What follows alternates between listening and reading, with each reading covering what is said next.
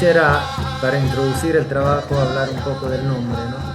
El nombre en inglés, el único disco nuestro que tiene un nombre en inglés, y todos los títulos están en inglés, porque la historia de los indios de Norteamérica está entretejida con la historia de la conquista de los norteamericanos. Y entonces siempre la lengua, para hablar de estos asuntos, la lengua eh, de los media, ¿no? La lengua de las películas que nos contaron esa historia era el inglés. Indian Shadow significa las sombras de los indios. Y ahí aparece el concepto de sombra. Primero, quiero decir que de niños había una serie en nuestra televisión en blanco y negro en los 70 que se llamaba Sombras Coloradas y hablaba justamente de toda la epopea de la conquista del West por parte de John Wayne y los sacos azules, no sé si se dice así. Los soldados Los soldados. gringos Vestido de que azul. vestidos de azul que peleaban, batallaban contra los Sioux. Y bueno, por eso ahí también entraba la palabra sombras, ¿no? Ombre rosse, sombras coloradas en italiano. Y se refería al hecho que los indígenas norteamericanos, por conocer palmo a palmo el territorio, etcétera, tenían la facultad increíble de desaparecer en el territorio, ¿no? Y te estaban viendo, te estaban espiando y tú ni siquiera te dabas cuenta. Entonces se movían como sombras, ¿no? Eh, y eso también es un concepto interesantísimo que tiene mucho que ver con lo que vamos a escuchar, la relación entre el hombre y su territorio. Después, también el concepto de sombra, eh, claro, está vinculado al concepto de espíritu. Es, podría atreverme a decir que es el disco más espiritual que hicimos. Espiritual desde un punto de vista positivo y también en su lado negativo, o sea, nació de una idea New Age que es la sombra de la espiritualidad genuina, auténtica, ¿no? De los pueblos nativos, por ejemplo, que nosotros pretendimos evocar. Y finalmente, la sombra es esa parte de un fenómeno que no se mira nunca, ¿no? Que queda siempre sobreentendida. Todos miran siempre por el otro lado. Entonces la idea era mostrar una cara desconocida, poco vista de estas culturas. Esa era la idea que subyacía a ese título tan bonito. Em, yo no soy un experto de los indios de Norteamérica, no sé hasta qué punto seré un experto de los nativos de los Andes, pero digamos que dediqué mi vida a ellos y no a los otros, no a sus hermanos del norte.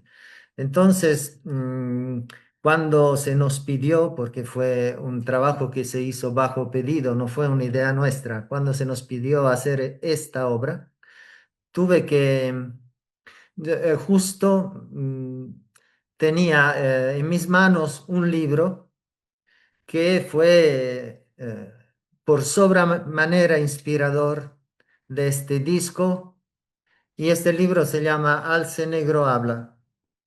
No sé si le conocen, yo lo tengo en la versión italiana, Black Elk Speaks. Es toda la historia de la conquista de América contada por un hombre de medicina Sioux, Alce Negro. Alce Negro, antes de que había tenido una gran visión en un sueño, antes de morirse, para que esa visión que él había tenido le sobreviviera, contó a un antropólogo, John G. Nayart, toda su vida y su visión, y lo contó en su idioma nativo, con un traductor, con un intérprete. Por ende, tenemos un texto que habla de todos los asuntos de la vida de esta gente con sus propias palabras. Y eso es muy importante en este caso. Entonces yo, para el disco, escogí eh, partes que me parecieron fundamentales, iluminantes de este texto, como introducción de las varias piezas que componen esta obra. Entonces, son las palabras de este alce negro, traducidas al castellano en este caso. Yo las traducí al italiano, el libro estaba en italiano y ahora lo estoy traduciendo al castellano porque en italiano no se entiende bien. Eh, y hay solamente un texto, La última luna, que es mío, un pequeño texto que es mío, y el texto final no proviene de este libro, pero todo el resto de los textos proviene de este testimonio, de este señor que, Textos que están en el disco. sí, que están en el disco, que son recitados en el disco. Entonces, es importante porque es la primera vez que tenemos esta traducción. La hice ayer porque ni siquiera me di cuenta, ¿no? Hasta el final. Después dije, uff, me estoy olvidando algo fundamental, ¿no? Hay que hacer estas traducciones. La hice al vuelo así, para que podamos hablar sobre algo, ¿no? Y entonces es importante tenerlas, leerlas y disfrutarlas. Padre, dipinge la terra su di me. A una nazione porterò rimedio. Una nazione dei bipedi farò sacra. Padre, dipinge la terra su di me.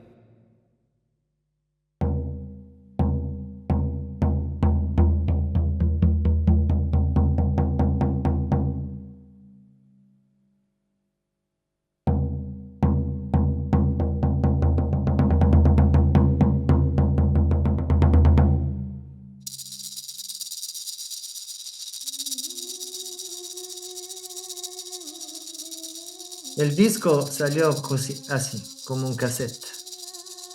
Y nos lo pidió este señor.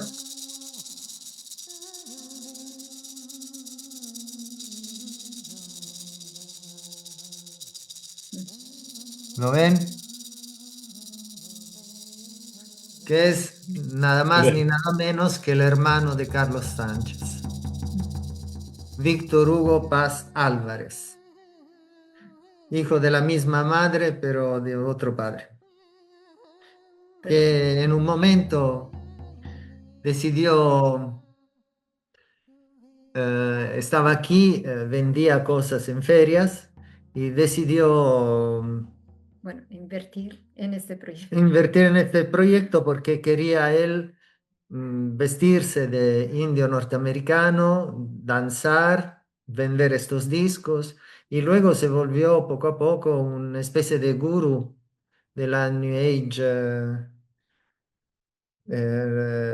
y tuvo bastante séquito en Italia, después se fue, creó un centro en Huaraz, en Perú, y sigue ahí siempre con su nombre de arte que es Ishu, entonces hermano Ishu, y él fue quien nos pidió hacer este disco para poder trabajar en las mangas, ¿no? Y nosotros, como siempre, sin un mango después del proyecto Parihuana, Sí. o sea, con una deuda de 30 millones de liras, que son más o menos 30.000 euros. Mm. Teníamos que hacerlo, ¿no? Y principalmente yo, porque yo era la deuda, eh, la habíamos tenido con el dinero de Laura, del papá de Laura, y entonces yo era el primer involucrado en esto. Y bueno, entonces, como ven, todo está es un destino ya prefigurado, predibujado, ¿no? Todo está eh, vinculado. O sea, la existencia de este trabajo tiene que ver, así sea con Hermano Residente y también con C'era una volta il Sicu, pero de forma impensada, o sea, porque es el hermano de Carlos, si no, nunca lo hubiera conocido a este señor, y porque por motivos económicos, no por motivos artísticos, ¿no? Entonces, sí, nos vimos obligados a aceptar esta propuesta. Y Rafael siempre fue bastante refractario, no quería, no estaba muy interesado en esto, tenía otras cosas que hacer, por ende me apoyó, pero fui yo en hacer todo el trabajo, en decidir. Fuimos, en esos tiempos no era fácil nada, no era fácil conseguir grabaciones etnológicas de indios norteamericanos, por ejemplo. No habían en las tiendas de discos, no habían de estas grabaciones. Tuvimos que ir a la discoteca de Estado, que por suerte teníamos un ex alumno de mi mamá, que era profesora de letras, que se había vuelto etnomusicólogo y tenía un cargo dirigencial en la discoteca de Estado y nos hizo entrar.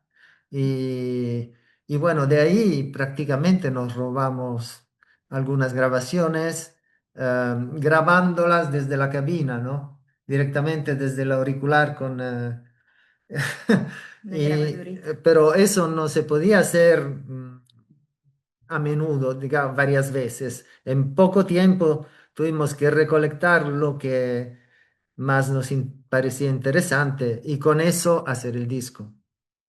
Entonces, aquí también el destino, llamémosle así, tiene un rol preponderante en la elección de estas piezas, de las piezas de los indios norteamericanos, ¿no? Entonces, como pueden ver, en Thunder Beings, los seres del trueno, eh, el primer tema es de los algonquines, que son una tribu del noreste de Estados Unidos, y ese tema ha sido sacado de la película Manto Negro, no sé si la conocen, una película maravillosa que relata la historia de un cura que se fue a evangelizar los indios norteamericanos y bueno, terminó más o menos mal. Y, pero es muy buena la película y al comienzo hay un momento musical donde los nativos por un lado tocan su música y por otro lado también los blancos, los gringos, los europeos tocan su música, ¿no? Y entonces hay un choque musical, un contraste musical entre las dos músicas. Y la música de los nativos es esta que hemos cantado nosotros. La hemos directamente transcrito, sacado, captado a partir de la película. Después, la segunda parte que Laura dice que es increíble porque prácticamente el comienzo de la melodía parece tener las mismas notas del canto de los indios de Norteamérica, pero nosotros nunca lo pensamos así. Es una choquela de Colquencha. Una choquela de Colquencha, que es una música para la lluvia, ¿no? Entonces tiene mucho que ver con el trueno. y por otro lado es una música para la vicuña que tiene mucho que ver con la presencia del caballo, que tiene que ver a su vez con los poderes del trueno en el libro de Alcenegro habla, ¿no? Donde él tiene esa visión donde hay muchos caballos que desde los cuatro suyos del cielo, los cuatro cuadrantes, eh, eh, relinchan se dice, relinchan cuando en el momento de la tempestad, cuando hay trueno, cuando hay relámpagos, ¿no? Y entonces de ahí pasamos a una danza del caballo que es de los navajos, que es la que viene después, donde también aparecen los efectos de sonidos. A este propósito quiero decir que tampoco era fácil conseguir efectos de sonidos en aquel tiempo. No se podían comprar como ahora. Entonces había que ir a un estudio especializado donde tenían esas cosas y hacer una selección ahí mismo, ¿no? Y también ahí hicimos una recolección y después, en base también a los efectos de sonidos, tuvimos que arreglarnos, ¿no? Entonces, para, para esa danza del caballo, el efecto de sonido es un caballo que galopa por un lado y un hombre que corre por el otro. Esos dos sonidos que se corren entre ellos, se entretejen y finalmente, y que son dos sonidos fundamentales, sagrados, diría yo, para las culturas nativas de América, ¿no? El sonido del caballo que corre, que representa, así sea el trueno, pero también la libertad, lo salvaje, lo natural, ¿no? Y por otro lado, el hombre que corre con su aliento, ¿no? El espíritu. Y después finalmente, después de la danza del caballo, estos dos seres se juntan y se vuelven eh, con las palabras que Rafael pronuncia, también sacadas de otra película, donde un caballo es domado, ¿no? Y entonces se juntan esos dos seres y se vuelven lo que fueron, es una especie de centauro, porque de verdad los nativos de América del Norte con el caballo tuvieron una identificación total. El shadow, la sombra, ¿no? En todo esto es el tema mismo de las músicas, o sea, el por qué esta música se interpreta, ¿no? O sea, nosotros hicimos una acercamiento entre música andina y música de Norteamérica, nativa de Norteamérica, utilizando algunos arquetipos, algunos temas, ¿no? de discusión, temas sagrados, en este caso el poder del trueno, ¿no? que nos ayudó a ensamblar un canto algonquino con una choquela aymara. Y de hecho, como dice Laura, inclusive musicalmente resultó de una forma impresionante, a mi parecer.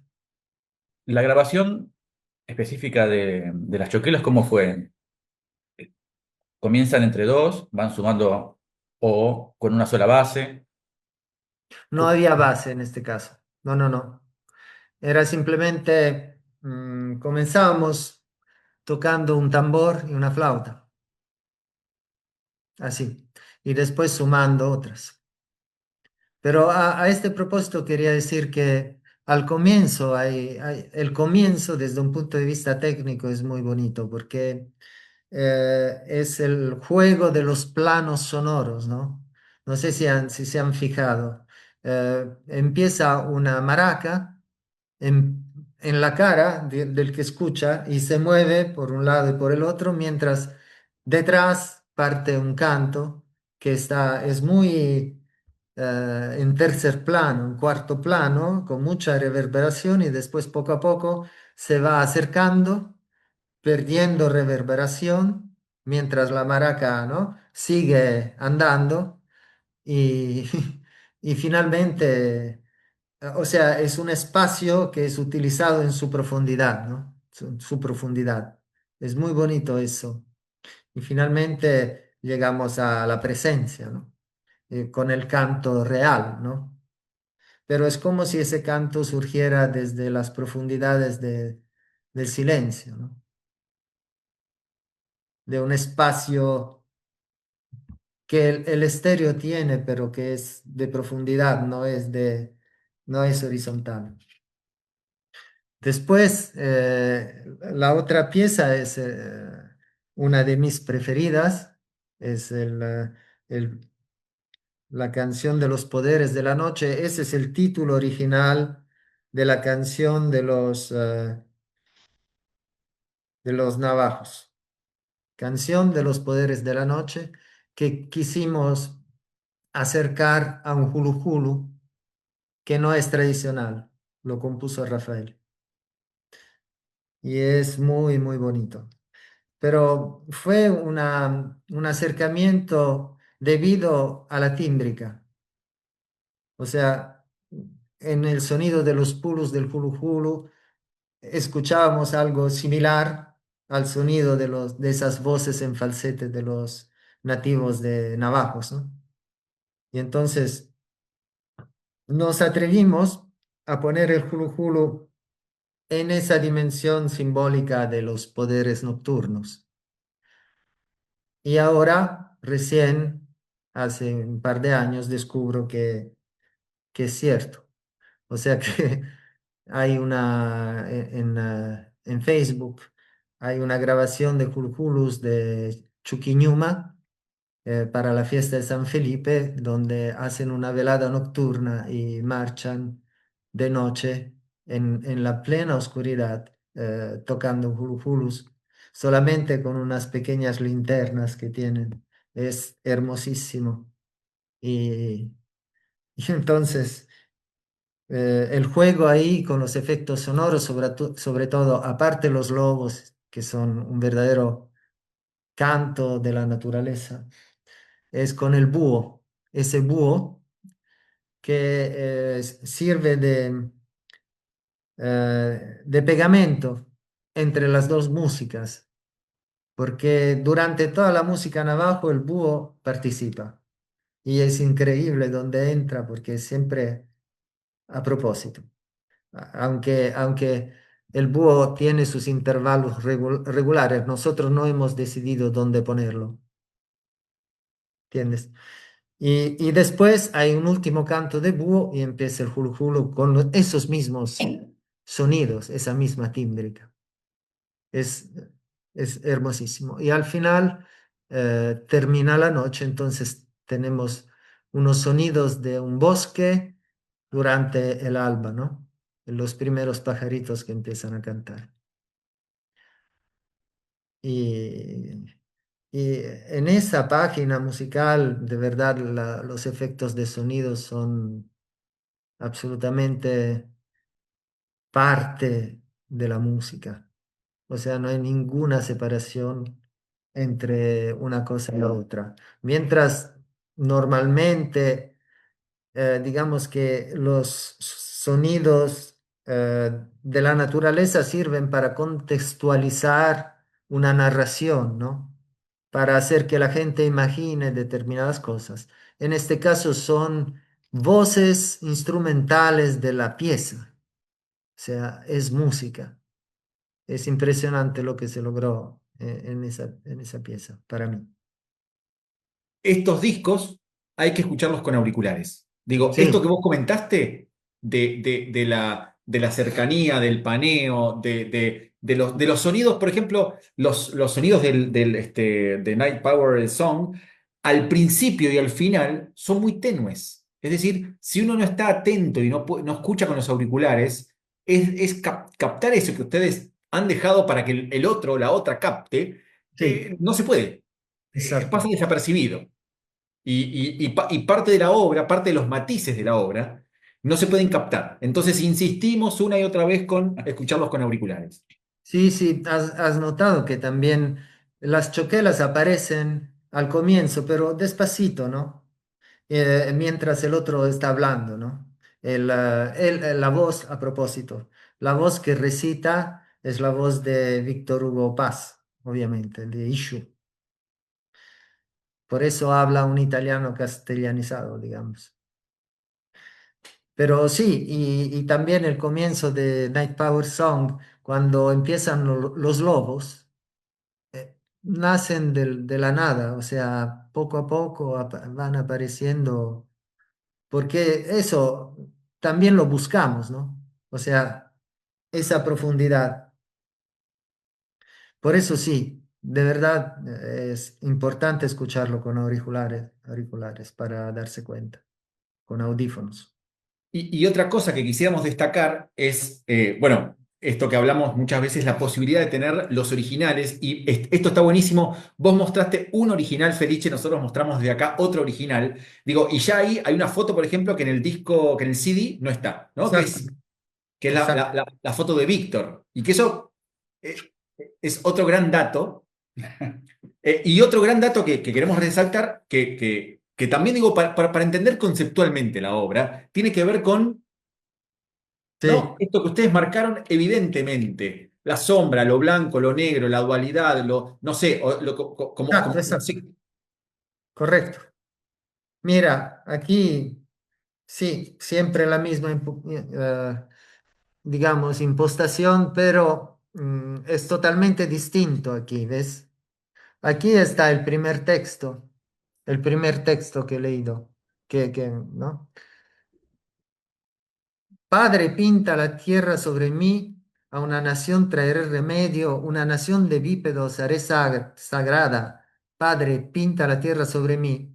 Este es un canto que el alce negro creó para cuando quiso realizar la visión que había tenido en sueños en la realidad. Entonces, esos Oglala Sioux hacían teatralizaciones de las visiones sagradas. Y en esas teatralizaciones que tenían todo un guión específico, había canciones. Y esta era una canción, Padre pinta la tierra sobre mí. Y el otro texto, cuando el poder del oeste desciende entre los bípedos, lo hace tronando, etcétera, la voz del tambor, etcétera, esa es una cosa que él escribe, o sea, dice y que ha sido transcrita en relación a su primera curación. O sea, cuando él por primera vez se atrevió a utilizar sus poderes, entre comillas, para curar a alguien de una enfermedad. Ahí lo primero que hizo fue agarrar el tambor y llamar, ¿no? Los espíritus del trueno que había tenido en la visión para que lo ayudaran, para que sanen a esta persona, porque claro, la sanación funciona en la medida en que tú no haces más que de intermediario, tú no eres el doctor. El doctor son los poderes, ¿no? Y tú solo tienes que evocarlos. Así funciona. Entonces, en la medida en que tu ego desaparece, aparece el poder de sanación. Y eso está vinculado con, en este caso, con el sonido del tambor. Y el tambor que escuchamos es un tambor de esas partes. No es un tambor andino, no es cualquier tambor. Es un tambor específicamente que nos conseguimos, no me acuerdo cómo, que es creo navajo y que tiene este sonido totalmente distinto a cualquier tambor andino. A nivel así acústico y visionario también hicimos ya un viaje increíble, según mi parecer, con la escucha de estos dos primeros temas. Y Sí, están hechos de nada. O sea, de verdad ahí grabamos solamente Rafael y yo principalmente más que él, porque yo era el que había estudiado esos cantos. Él solo seguía mis directrices por una vez. Y con la presencia de Laura y Paula, creo, en el canto, Ay, creo que está solo. solo Paula, en el canto al caballo, que se crea un lindo empaste tímbrico ahí entre voz masculina y femenina.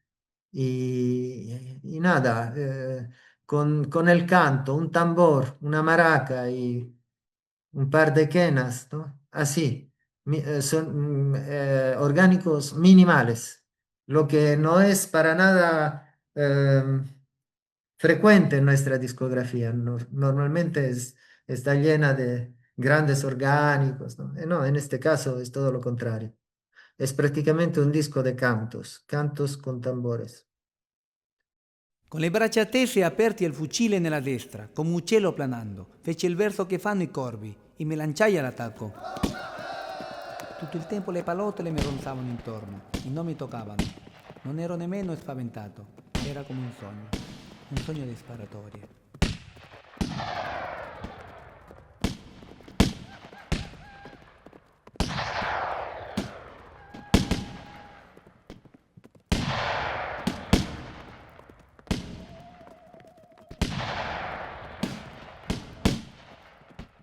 En Warrior Song tenemos un canto de guerra, porque esta gente no tenía obviamente el mismo concepto de la guerra que tenemos nosotros.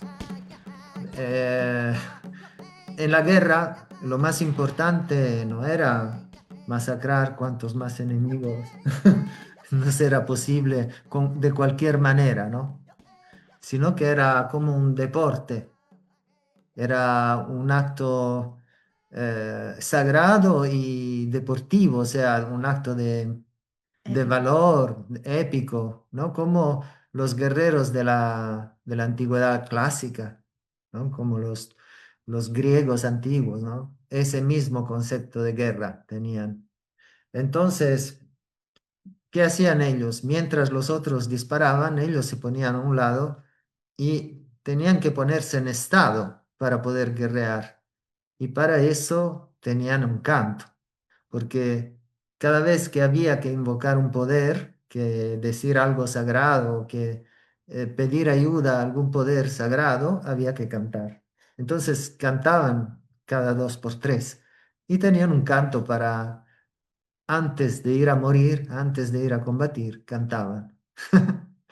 Y ese canto es el canto de los Blackfeet, un canto de guerra, exactamente. Es impresionante ver las diferencias culturales y también todo lo que hemos perdido, ¿no? Por ejemplo, en ese concepto de guerrear, tan, tan similar a lo que pasa hoy día en la cancha de fútbol. O sea, no se trataba de hacer la buena jugada, no era tan importante eh, matar a la gente, ¿no? No eran guerras de odio, ¿entiendes? Eran entre gladiadores. Justamente el texto, ¿no? Con los brazos tendidos y abiertos y el rifle en la mano derecha. Imagínate, así como un pájaro, con los brazos abiertos, sin poder obviamente disparar, él se lanza, se arroja contra los enemigos que le están disparando, como un pájaro planeando, ¿no? Hice el sonido de los cuervos. Este lo tuve que cambiar. En realidad, en el original dice, hice el sonido del ganso salvaje, no del cuervo, que es un sonido medio raro. Ahí está también escrito, brr, brr, brr, un sonido así. Y se lanzó al ataque de esta manera.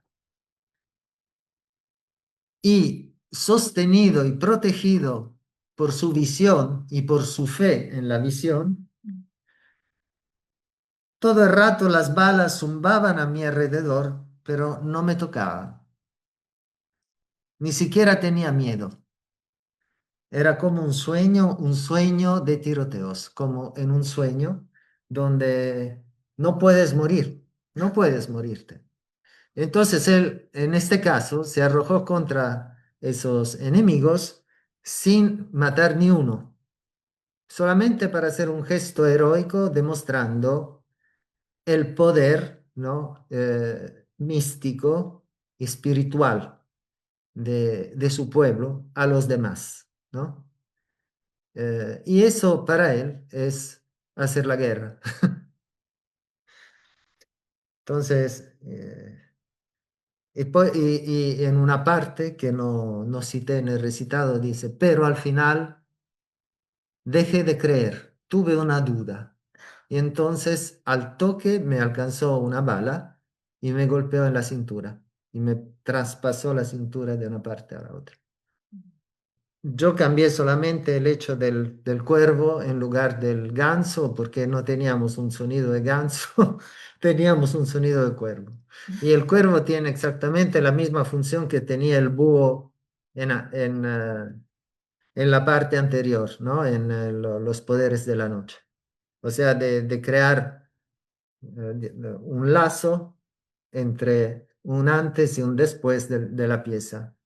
Hay ese canto del cuervo tan sugerente y empieza esa pieza maravillosa de los San Ildefonso, que son siempre indios de California, del sur de Estados Unidos, que es un canto al águila, hermosísimo, que lo cantamos Rafael y yo, y Rafael, genial, como siempre, sacó algunos dobles notas que había en el documento original, y cuando escuchan que las dos voces no hacen la misma nota es porque él sacó esas dobles notas que le dan también una pequeña armonía a este canto. Y obviamente hay también hay una sonorización que es narrativa, en este caso, con esos ruidos de disparos, pero que no son los disparos de las películas western, son disparos mucho más ásperos, secos, reales, ¿no? No ideológicos, digamos, que crean esa fonosfera donde todo eso pasa.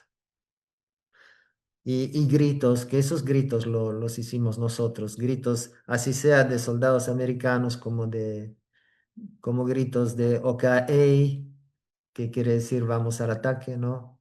De los nativos americanos. La obra maestra de este disco, creo, que es ese, esa historia de un esquimal que se va a cazar. Y ahí todo es narración. Escuchamos el viento, del viento de improviso, de repente surge el rumor de un remo en el agua y hay una ráfaga de viento más fuerte y de ahí surge una voz muy lejana. O sea, como decíamos, hay que escucharlo en los audífonos porque el ruido de la rama y del agua es adelante y el canto es muy atrás. De esta forma, desdibujamos un espacio, un horizonte muy amplio donde todo esto se desarrolla. Y, y en un momento el canto se acerca, siempre un canto a capela porque es un hombre que está en su kayak, está remando y canta yendo a la casa, ¿no? En un momento ese canto tiene porque en la parte baja del canto hay un timbre muy especial de la voz, Gutural. gutural, y ese timbre llama en escena otro protagonista que es el sonido del animal que el hombre fue a cazar. Y ese animal es un ciervo guapiti que tenía ese llamado tan increíble, tan extraterrestre que escuchamos. Entonces empieza la casa verdadera. El hombre abandona su kayak y empieza a caminar en el hielo, pero ese caminar eh, que cruje en la nieve está como sincronizado con el ritmo del tambor, es como si fuera una danza. Y, y ahí hay que mencionar también otra joya, que es ese canto a dúo se comporta como un pito de paucartambo, o sea, una voz continúa la otra. No sé si se han fijado. Yo termino antes y siempre la otra voz de Rafael me hace el eco. Y la voz de Rafael, en cambio, empieza después, ¿no? Y eso es una típica modalidad nativa que se encuentra también en los Andes. También el ritmo ahí es muy especial, que la voz es casi libre sobre el ritmo del tambor. Tendrán que tal vez volver a escuchar para darse cuenta de cuán libre es. Pero en un momento hay unos síncronos en que voz y tambor callan con- eh, en el mismo momento. Y cuando termina toda esa parte hermosa, hay otro efecto de sonidos que nada tiene que ver con naturaleza. Es un efecto de sonido que creo que era clasificado como sonido de pesadilla o algo así, ¿no? Que donde hay una voz tenoril que grita y una serie de teclados electrónicos que hacen zumbidos, ¿no? Inquietantes, ¿no? De miedo, de horror, porque está pasando algo en nuestra narración, algo imprevisto, imprevisible. Y este algo es que el hombre que iba a cazar el ciervo se topa en cambio con una visión de un ser sobrenatural. Ese ser es una sirena. Entonces empieza a escucharse el ruido de los pedazos de hielo que golpean, chocan unos con otros. Y este choque es igualito a los armónicos del charango El ritmo. y al ritmo. Entonces, el charango es como si fuera un pedazo de hielo más que surge del mar, ¿no? Por tener cuerdas de metal, ¿no? Y ese rasguido, esos toques son como los hielos y surge el canto de la sirena que habría que escucharlo también en los audífonos porque esta sirena eh, se hunde en el fondo del mar y después vuelve a subir y cada vez tiene una reverberación diferente y hace unos juegos así sea de posición como de reverberación, y también el charango se aleja, se acerca, todo se mueve ahí, no hay nada fijo. También de voz, Y- porque se cierra y se abre la garganta. sí, La, la, sí, la la voz. voz también, ¿no? La, la, la. Tiene una modalidad, Tenía que, sí. Rafael me mostraba cómo tenía que hacerlo. ¡Ah! Bueno, detalle visual. Sí, Ajá. jugando con el falsete y la tímbrica fuerte de la voz real, ¿no? Sí, o sea, había que cantar con la boca cerrada hasta cierto punto y después Abrir. abrirla, pero demasiado. Entonces, esta sirena que el esquimal ve es andina. Ahí es donde sucede lo imposible, ¿no? Y finalmente, esta voz se hace harina en otra ráfaga de viento que vuelve a llevarnos a la voz inicial. Y aquí es donde se cierra se cierra poco a poco el anillo, ¿no? De la narración. Y hay un último detalle que yo adoro, que es cuando obviamente vuelve a aparecer la voz sola, vuelve a aparecer la remada, la voz sola se va, desaparece, la remada sigue. Y ahí se escuchan a lo lejos unos sonidos de focas que son maravillosos para mí, que los pusimos ahí nosotros a propósito, pero son tenues, se escuchan poco. Este tema de charango y voz que yo interpreté es un tema de Tutacashua, de la región de Canchis, del sur de Cusco, y que es un... Canas. De Canas, perdón. Es un tema que obsesionó toda la vida a Alicia y Rafael. Bueno, estaban fijados con este tema. Y, y terminamos con grabarlo otra vez, pero de veras, esta vez, o sea, con más conciencia y conocimiento en los últimos días de vida de Rafael. En este trabajo que todavía no ha venido a la luz, que se titula Romance Guerrero, dedicado a la música de esta región, al charango y, bueno, la música de esta zona. Y, y nada, va a ser interesante, será un día interesante hacer la comparación después de 40 no, 30 años, eh, cómo salió. Y bueno, el hecho que se haya madurado en el tiempo.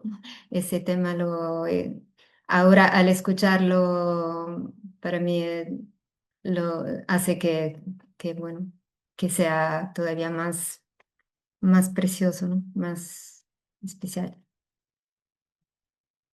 Hay que notar también que, otra cosa más, que ese tema del esquimal, como el tema de los poderes nocturnos, o sea, los que más utilizan efectos de sonido, no tienen relato. Eso también es un detalle. O sea, no es una ley fija eso de los relatos antes de los temas. Está acá en el CD, figura Sacra Charango, Sí. ¿no? Si, si puedes comentar, si pueden comentar qué es el Sacra Charango, la relación con la sirena y todo ese mundo mágico de El que anda Sacra por... Charango es, no es un instrumento en realidad. Es una modalidad musical, una voz instrumental del charango. El charango con el cual se toca eso es una guitarrita pequeñita, muy similar al chillador de Puno, un poco más grande, pero no es nada del otro mundo, ¿no? Y nada, eso es lo que tocan los nativos de la provincia de Canas en carnavales. Había un tiempo en que los jóvenes se escapaban de noche arriba de un cerro con esos instrumentos y ahí enamoraban, ¿no? Cantando la tuta cachua, que tuta quiere decir noche, entonces es el canto nocturno, ¿no? Y cachua quiere decir en quechua, quechua incaico, quiere decir canto, ¿no? Canto ceremonial, canto sagrado, cachua. Canto responsorial también, ¿no? Y entonces esa es la función de ese instrumento. Hay una tuta cachua y hay una punja o cachua. Una cachua para la noche y una cachua para el día, que son momentos distintos, como pueden imaginar en el cortejo entre jóvenes. Y en este sentido, cada tema funciona como un capítulo, vamos a decir, independiente uno del otro, ¿no? Es decir, a diferencia de a veces que hemos hablado de las obras de Trencito Los Andes, donde hay un hilo conductor que uno puede seguir tema a tema, en este caso, cada capítulo, cada tema funciona como independiente, ¿verdad? ¿O nos equivocamos? Exacto, o sea, el hilo conductor es el diálogo entre esas dos culturas de América nativas. Ese es el hilo conductor. El diálogo sobre distintos temas. Entonces, cada pieza aborda un tema distinto, más o menos, digamos. En este caso es la casa, ¿no? Y el encuentro con un poder místico, ¿no? Representado por la sirena. O sea, uno va, decíamos, hay, hay un dicho italiano, andaba per cacciare, fu cacciato, ¿no? Uno va para cazar, pero después puede resultar que él es la presa de otra cosa. Ehm, sí, entonces así funciona ese disco. Cada tema es un discurso aparte. Pero El trueno, la noche, la guerra y el esquimal, ¿no? Digo, como para... exacto, el encuentro, ¿verdad? Después el círculo y después nuevamente la casa, pero o sea, el vínculo entre el hombre y el animal, diría yo. Y finalmente la canción triunfal, que es la conclusión nada más, eh, la resurrección del sueño de un pueblo, ¿no? Porque de eso se trata. Así termina el libro, Alce Negro habla, no han matado un pueblo, no han matado gente, han matado el sueño de un pueblo. Y lo que nosotros pretendemos hacer es justamente hacer que ese sueño vuelva a renacer, ¿no? Estudiando todo lo que ellos nos dejaron de su sueño. Realmente creo que eso es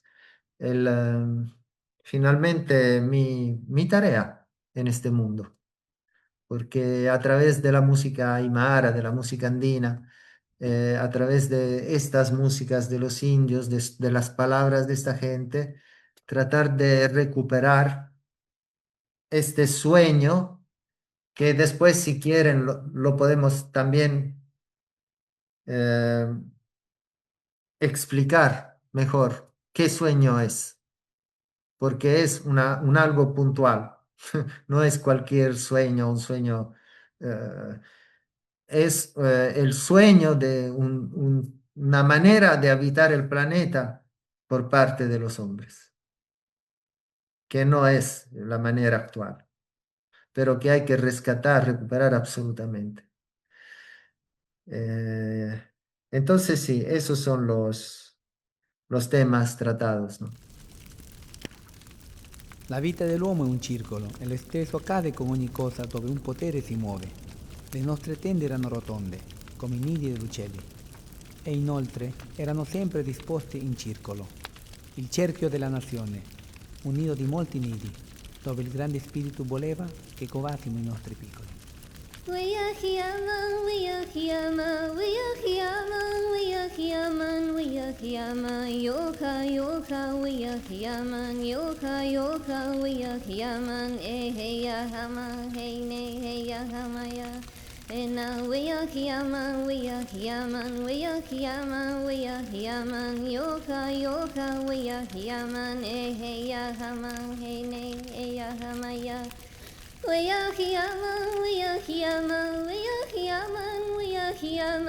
Hay una cosa que conversamos con Rubén apenas comenzó el número 5 el Sacred Song, que sería algo así como canción circular. Canción Exacto. circular. Sí, sí. Es Eh, el título original de esta pieza que canta la Laura, que es una canción de cuna, pero que está rodando, ¿no? Como un canto de río. bueno, Es impresionante eso. Tal vez se refiere esta circularidad al hecho que se canta con un solo aire toda la estrofa. Entonces, y después cuando vuelve el aire, el respiro, es el momento en que empieza otra, que sigue, bueno, la estrofa. Me parece que aquí el recitado habla muy claro, ¿no? Y me parece que la correspondencia con la música andina es total. Mm. O sea, también en la música Se hace andina mucho. la comunidad es un círculo Mm. y la música se toca en círculo y todo es ronda, ¿no? Todo es girar. La misma música es circular. Mm. Y- Entonces, ellos dicen, Black Elk, Alce Negro, dice que no hay otra figura geométrica que no sea el círculo para que un poder pueda moverse. O sea, solo el círculo hace que el poder pueda girar, ¿no? Y habla del círculo en términos también de solidaridad, ¿no? De una manera de vivir la socialidad, la sociedad, la comunidad, ¿no? Como algo circular, donde no hay ángulos, ¿no? Jerarquías. No hay jerarquías, etcétera.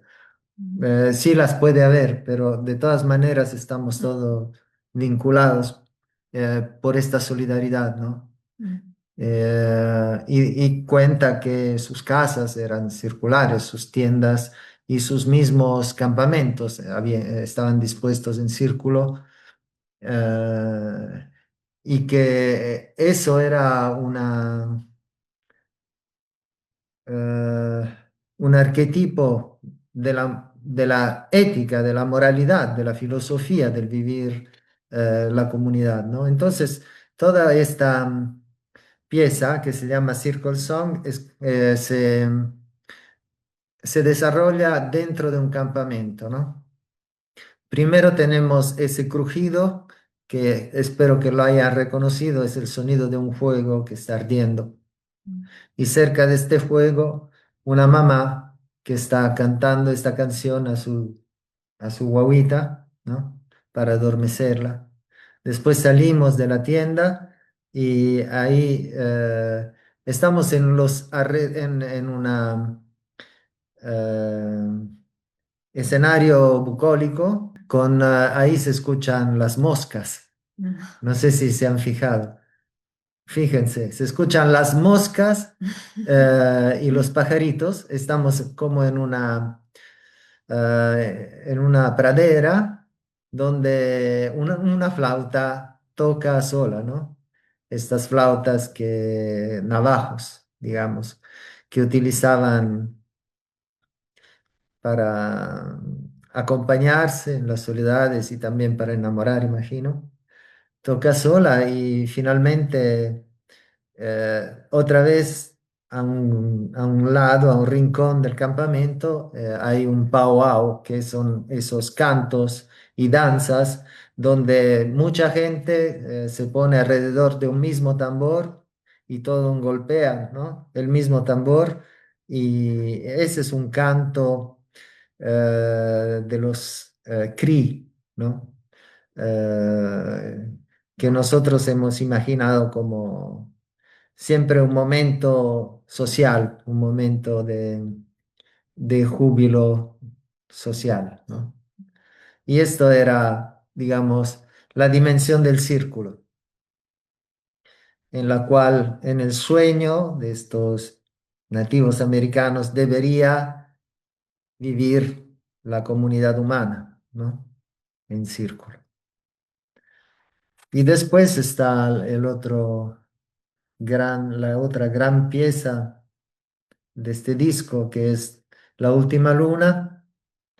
El texto inicial lo hice yo, eh, digamos, relatando algo que es históricamente, creo que en una crónica se cuenta esta cosa, de que en las travesías del Atlántico llevar los tesoros de los Andes a España. También llevaron llamas y esas llamas morían durante la travesía y Tiraban. las tiraban al mar. Entonces, quise hacer un paralelo con lo que cuenta Alcenegro, que dice que lo mismo pasó con algunos búfalos y alces que habían traído para el espectáculo de Buffalo Bill, que iba a dar espectáculos de circenses en Europa, ¿no? Llevándose a Nube Roja, a Alce Negro y Toro Sentado y otros, ¿no? Que viajaron a Europa.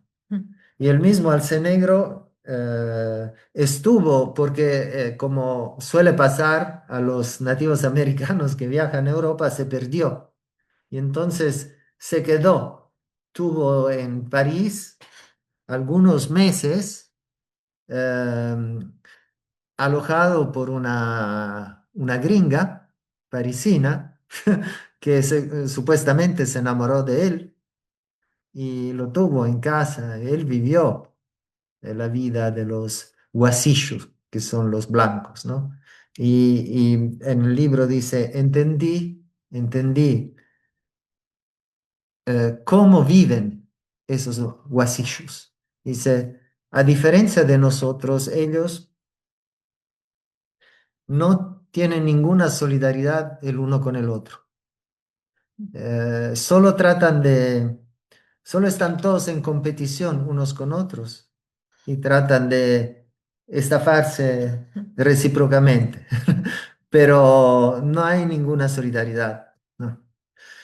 Y bueno, después otra vez vino Buffalo Bill con su circo y lo llevó de vuelta a América. Y cuando llegó, era el momento de Wounded Knee, de la gran masacre de de Wounded Knee, la famosa masacre el genocidio, que mucho nos recuerda a lo que está pasando ahora. Cuando yo veo a esos jóvenes palestinos que con su onda echan piedras a los soldados israelitas con sus ametralladoras, me parece ver exactamente lo mismo. Cambian algunos detalles étnicos, pero la escena es la misma.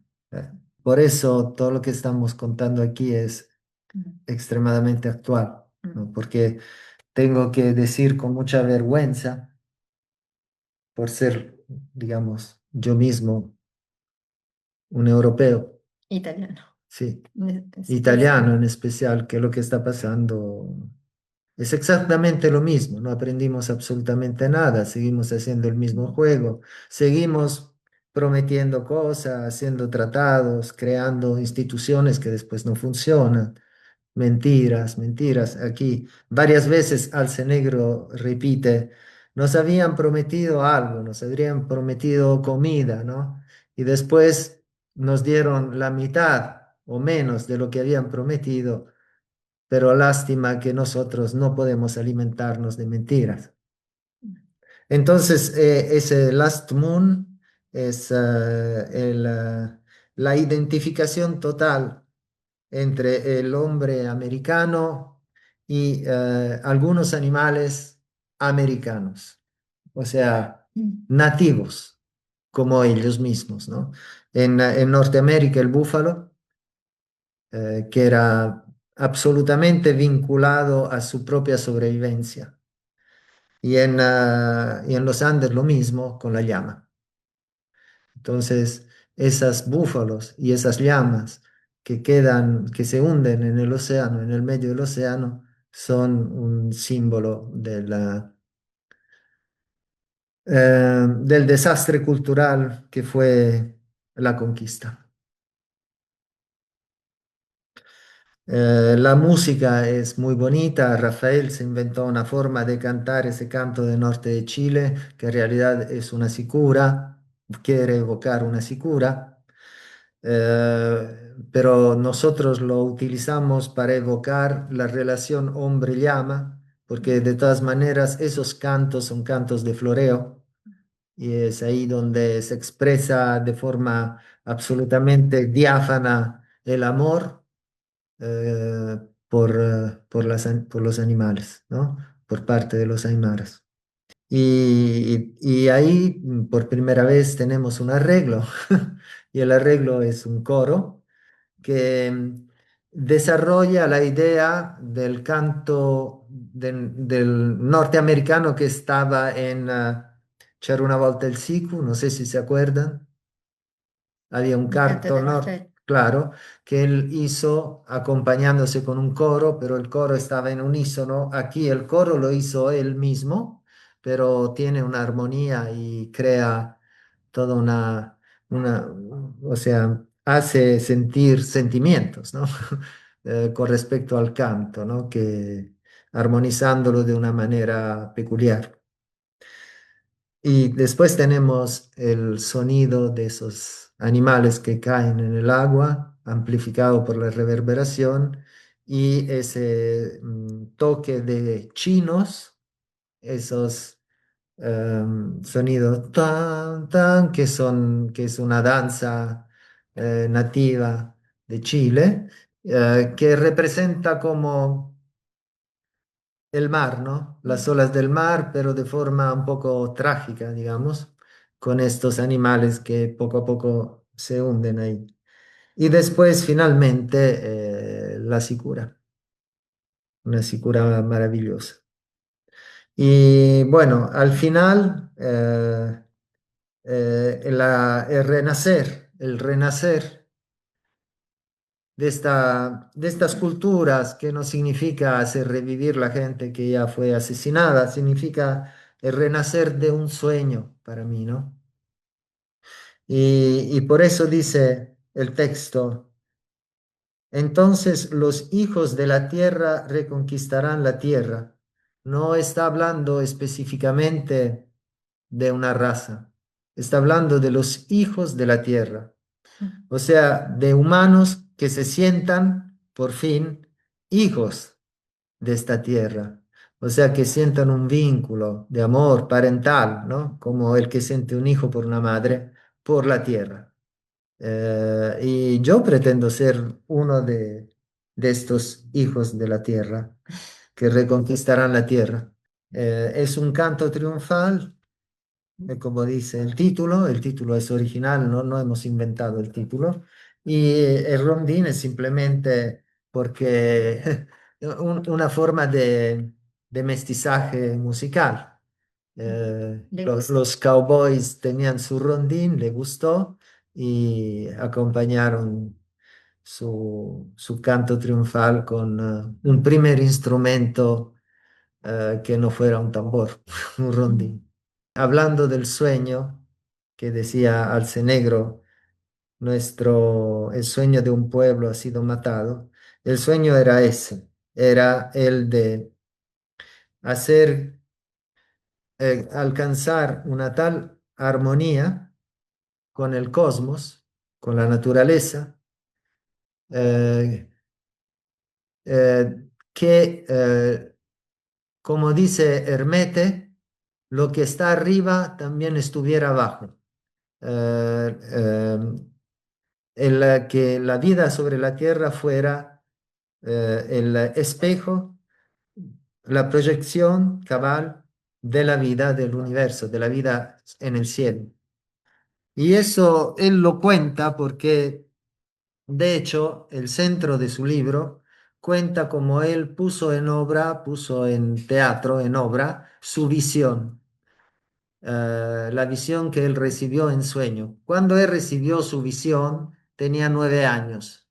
Tardó como 40 años antes de ponerla en escena, y cuando lo hizo, en el medio de la tragedia de esta gente, porque eran acosados por todas partes por los americanos, eh, prácticamente en un momento él ve, puesto que la naturaleza participa en cuanto su visión hablaba de los seres del trueno y hablaba, y en particular tenía caballos, y él la había reproducido con caballos y esos caballos empezaron a portarse naturalmente como se portaron los caballos del trueno, de la visión, y también empezó el cielo a nublarse y a ver truenos.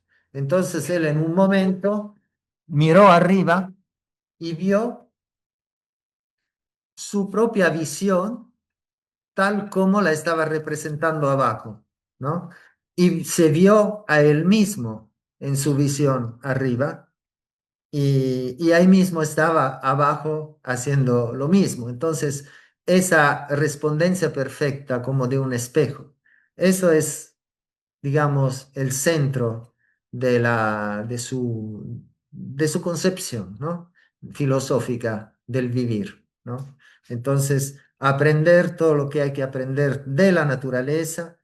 Ellos estaban a un tal nivel de eh, intimidad con los animales, con las plantas que los rodeaban, que entendían, a veces los animales les hablaban y ellos los entendían, les hablaban como en espíritu, digamos, ¿no?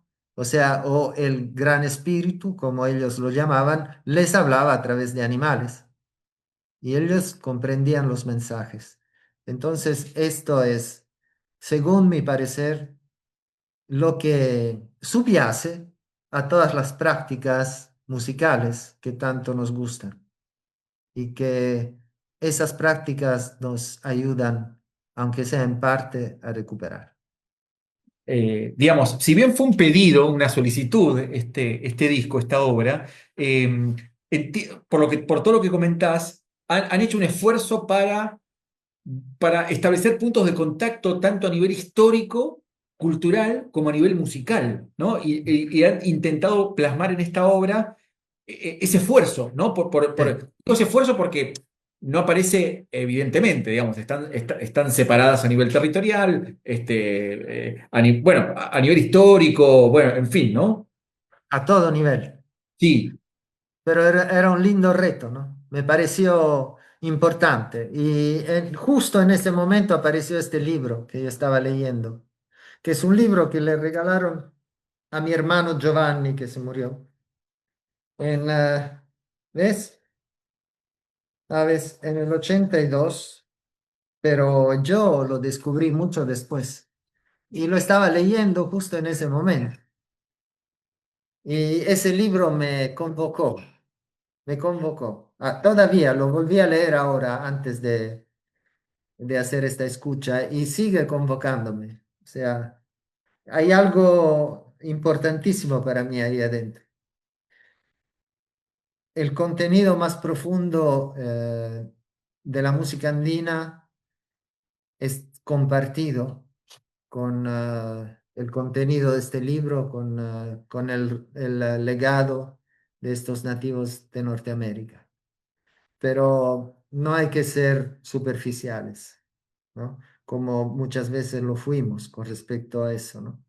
Hay que ir a fondo en el estudio de las músicas, de las expresiones, ¿no? Y también de la filosofía de esta gente, porque lo merece, ¿no? Entonces, yo no soy un experto en absoluto. Fue para nosotros una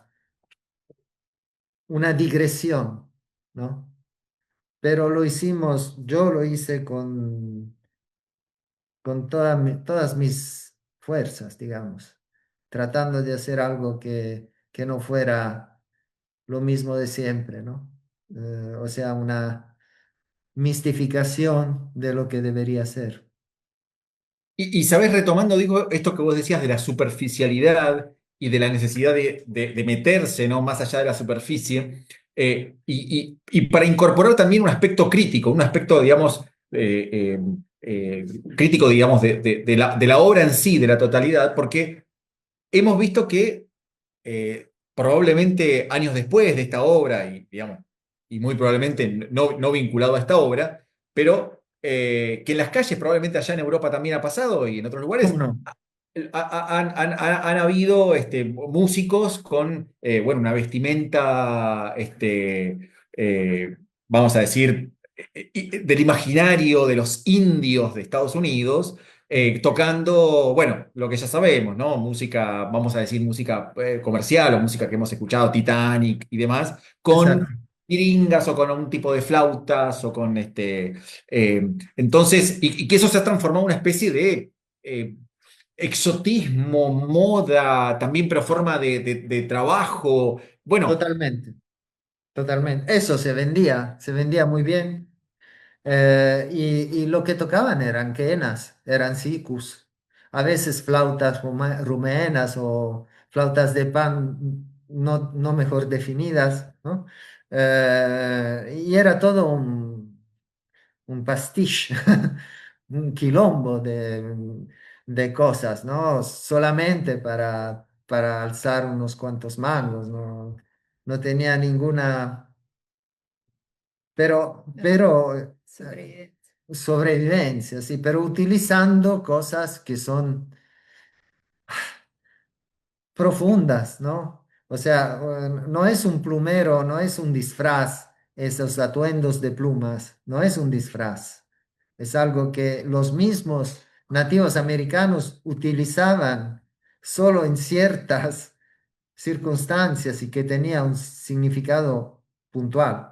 No es que tú agarras y te pones, aprovechas de que tienes unos rasgos más o menos parecidos, te pones unas plumas, o sea, se puede hacer todo, ¿no? Pero yo no estoy de acuerdo, o sea, mínimamente. O sea, y tampoco entiendo cómo puede haber tenido tanto éxito una payasada de este tipo. O sea, me resulta difícil aceptar que mi propia gente, con todos los benefits que tenemos, no tenga ese mínimo de cultura para reconocer lo que de verdad es payasada pura. O sea, sí puedo justificar gente del tercer mundo que viene aquí, necesita dinero para poder sobrevivir y hace cualquier cosa, menos puedo justificar los europeos que se la tragan. Me parece absurdo. Igual, nosotros tratamos de no hacer esa payasada. Tratamos de entender eh, cuál era el discurso que había detrás, cuál era la filosofía, para poder hacer nosotros mismos en el disco discursos y no simplemente eh, piezas de los indios norteamericanos, así, botadas ahí en cantidad, ¿no? Tratar temas, ¿no? Y cuestionarnos, obviamente, también a nosotros mismos. Entonces, este disco para mí es particularmente querido. es siempre bien, bien característico de los discos de Trencito Los Andes, el laboratorio, que intervienen, entonces que para entender, que para zambullirse, para meterse en un disco en particular, en una obra, a veces en cada uno de los temas, se citan, a veces de manera explícita, a veces implícita, eso, otras canciones, otras melodías, otros discos, otros libros, cine, o sea, y eso es, me parece algo muy positivo, ¿no? A la hora de escuchar, pero de escuchar a conciencia reflexiva y con una búsqueda cada Sí, uno de estos discos. Eso es muy particular, ¿no? Que esto también lo has comentado en el caso actual, de hoy. exacto, así trabajábamos, sí. Y esa era mi tarea principalmente. Pero Rafael también lo hacía, de todas maneras. Por ejemplo, mencioné que el primer tema es sacado de una película que se llama Manto Negro y ese tema lo quiso hacer él, por ejemplo. Y él trabajaba con la música a largo espectro, o sea, amplio espectro, ¿no? Era una persona que escuchaba muchísima música y tenía muchas referencias de todo género musical para que las utilizó puntualmente en, en todas nuestras obras y las hubiera utilizado aún más si hubiera podido, ¿no?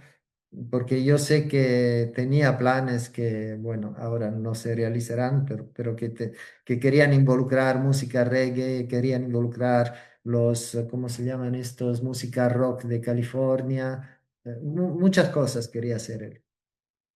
Entonces sí, es un trabajo cultural. A eso se le llama, se le llama trabajo cultural. O sea, cuando una obra de arte se inspira en otras obras de artes y todo ese patrimonio em, entra en resonancia, ¿no? Y sigue creando otras obras. De los clips que hicimos nosotros, ¿no? Hay un clip de Teatro de Sombras muy bonito sobre los poderes nocturnos y hay otro cartoon, digamos, sobre Eskimos Vision que también vale la pena ver y hay una largo entrevista que Cristian Pino me hizo sobre este trabajo que también está disponible para que lo vean. Yo pienso que tenemos que poner todo este material en la página para que la gente tenga los links y pueda ir fácilmente, encontrar fácilmente todo esto, ¿no? También yo les di un link a ustedes de Nanook, ¿no? Del esquimal, que también es otra referencia más muy importante. Todo esto hay que verlo. Y posiblemente aconsejo a todos leer este libro Alce Negro Habla porque es una manera increíblemente profunda y fácil de entrar en su mundo, ¿no? Entender cómo ellos veían las cosas contadas a través de sus propias palabras y también los dibujos son sus propios dibujos, los hizo otro nativo, un amigo de él, Orso in piedi, oso de pie, que hizo esos dibujos que están en el libro. ¿Ves? Estos dibujos. Así que si queremos saber algo de verdad sobre esta gente, y... Ah, también hay que hablar de esto, ¿no? Sí, aquí la idea era justamente poner en evidencia el cacique Siu, ¿no? Pero en sus plumas, como disimulado, el tocador de cantu, ¿no? De Apacheta, ¿no? Aquí abajo. ¿Ves? Es casi una pluma más en el atuendo. Claro, la idea era esta, en este caso, hacer esta fusión. Y crear una iconografía única para los dos. Y no dos cosas, ¿no? Sino una cosa única. Y aquí dejar, digamos, caballerescamente la preeminencia a la imagen del cacique norteamericano, caballerescamente. Eh, pero nada, fue una sesión muy enriquecedora en ese sentido. Ojalá sirva no solo para comprender el disco, también para vivir mejor, ¿no? Ojalá nos sirva a todos. Ese Bueno, era el objetivo de hoy, ¿no? La música como lenguaje, como comunicación de algo que va más allá también de la misma música.